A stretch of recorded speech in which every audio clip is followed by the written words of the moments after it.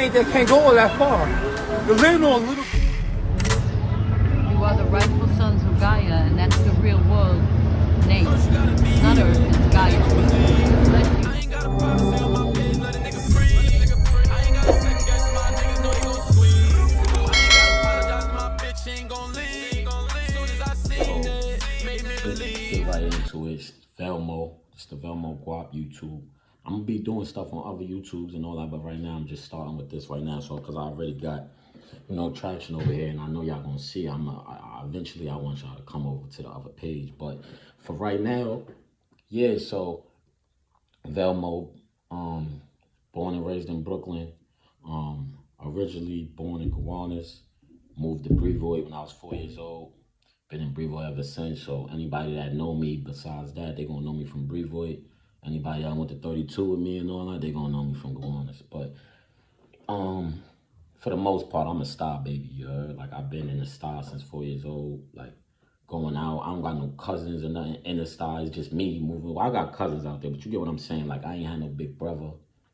I moved through there.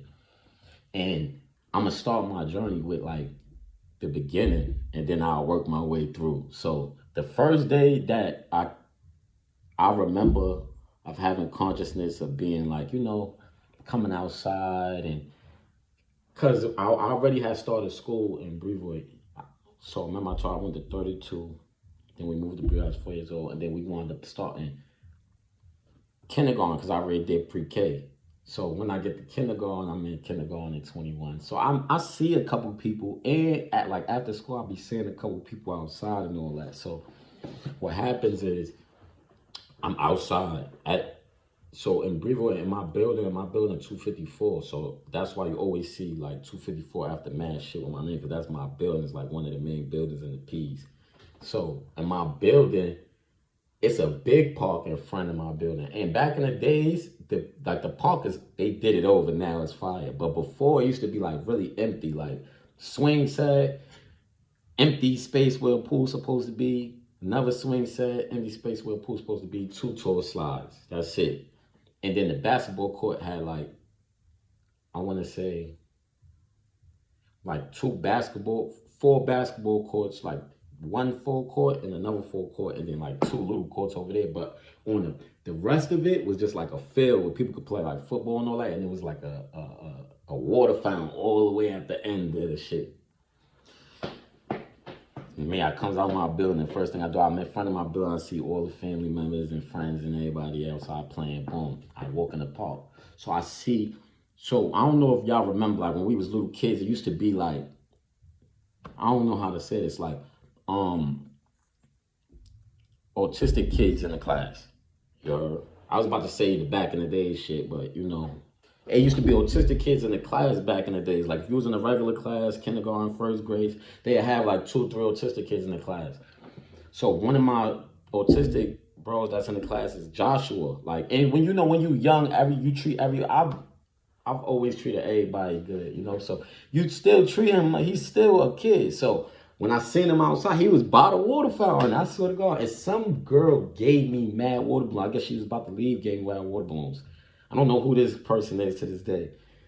Joshua was there. So I'm like, yo, Joshua, what up? He remembered me. We talking, because he a little slow. He do, I'm not going to mimic him or nothing, but he was, but I dealt with him in school. So as I'm giving him water balloons, helping him fill it up, his peoples come over there like, Joshua, stop bothering people. And I'm like, yo, nah, I know him. I'm in shit. He was like, he's in my class. He was saying that. And I'm like, no, we in the same class, Miss Balfour class. That's my friend. And she seen that. She was like, oh, all right. Boom, I gave him some water balloons. And I had 2 left. You hear me? I'm going to say my bro name because my son, you know what I mean? He been going for a minute, but he around us. So it was a badass kid named Tata running around the projects around this time. This little nigga, he not a little nigga, but at this time, this little nigga is a terror. Like, and it's like, I'm hearing about this shit because it's like my next door neighbors and everybody is telling my mother about all the little bad kids outside and shit. So I'm hearing shit, but I'm so naive, I'm walking with these 2 water balloons. This story is about 3 of my close friends right now that I grew up with.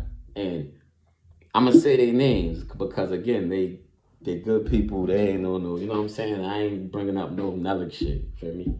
So, yeah, I'm walking with the 2 water balloons and somebody came and put me in the chokehold. But like from the back, like with the arms, like choked me. So I'm like, getting choked. But I'm like, who the fuck is this? I know this is my first time ever getting choked anything, you heard? So I'm going through that. But I'm like, and I'm hearing them say, give me the water balloons. Give me the water balloons. And I'm like, oh, this nigga bugging. But I'm not soft, like, and I don't, it's something rung on my head, like, if I can't have them, nobody can have them type shit. And I'll drop them shits on the floor, psh, bust them shits on the floor. When I did that, son started fake choking tight, or like, I guess he started leaning back with it, because it started like, you know, and GP walks up. Older bro from the hood named Grandpa, he walks up. He like, yo, what you doing? Like, barks on son. And then he hits him with the, yo, matter of fact, you want to be a bully? And called his cousin, yo, Peanut. And Peanut comes over. He's like, yo, fuck him up. Peanut and Tyler start getting it on. And while they getting it on, I guess like or going over the game to the grass. And then GP on some like, nigga, help him. Nigga, we for you and all that. And Grandpa hits me with that. So, you know, I jump in. It's the crazy thing about it is, right, it's 1, 2, 3. It wasn't like a real big fight. Like, we didn't cook them. But they got something off of me. And it's crazy because, like, after that day, I started tapping in. Because now I'm coming outside every day. I just met 2 new people, GP and Peanut. Peanut and Tata, them niggas fight every day. Like, yo, when I was coming outside, that's why I'm... Nah, yeah, this is going to be informational for the young dudes and all that. Because I ain't going front. In the last, like, 15 years, I ain't been seeing little niggas fight. You know what I'm trying to say? Like, y'all niggas just be coming outside, tough, and... Bruh, niggas was fighting every day in them projects. You heard them 2 little niggas? And I lived in a building, 254, was a nigga named Baby Eastwood that used to live inside my building, too. He used to be getting it on with them every day, too. Him and I used to be getting... Like, it was just mad kids getting it on every day. But I wound up getting cool with Peanut from that day. So when I come outside, I'm looking for him. I'm hanging out with him. And Tata was kind of cool too. Like, Tata's one of them kids, like, he's cool with everybody, but one day you're gonna fight him. Believe that. Like, he's gonna start with you. I don't know what was on that little nigga brain at that time.